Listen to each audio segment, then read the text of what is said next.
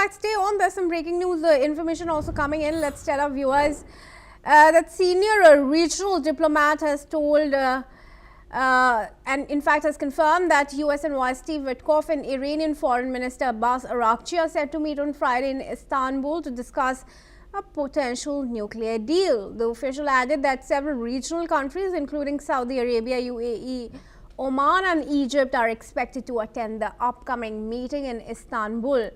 This meeting is coming amid a heightened tension and will focus on Iran's nuclear program. I request Ross to join me back in the discussion here. Ross, another high-level meeting taking place. What's your view and about especially the third parties that are there in this discussion? Good thing that they're talking. That's almost always a positive. It's of interest to the regional countries because they don't like Iran. They think Iran's nuclear weapons development program is a huge security risk, but they don't want a conflict to erupt either. But the key thing here above anything else is any deal will require robust international verification that Iran is not developing nuclear weapons. So it's up to the Iranians to agree to that kind of verification system. Yeah, but what does Iran has to gain from acceding to the US demands? One, it would seem that the regime could stay in power. So more than anything, the regime wants to keep its power. They want some sanctions relief as well, which is something that the United States and its partners could offer.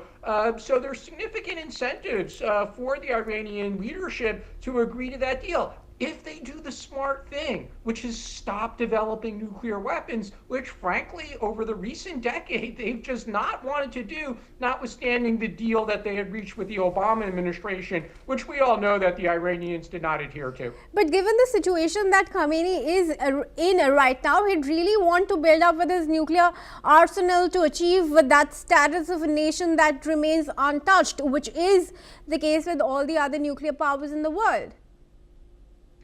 Yeah, that's the question that some people always ask. They say, well, if the United States or Israel could have nuclear weapons, why not Iran? Well, part of the problem here is nobody trusts Iran. Most notably, countries nearby who consider Iran's nuclear weapons program a security risk. That's not just Israel, but that's the Gulf Arab countries as well. So again, Iran, it's understandable they want to develop conventional weapons for their national defense, but they simply don't need nuclear weapons. And the United States, whether that's President Trump or a future president, they're not going to allow Iran to possess nuclear weapons. The United States has made that abundantly clear.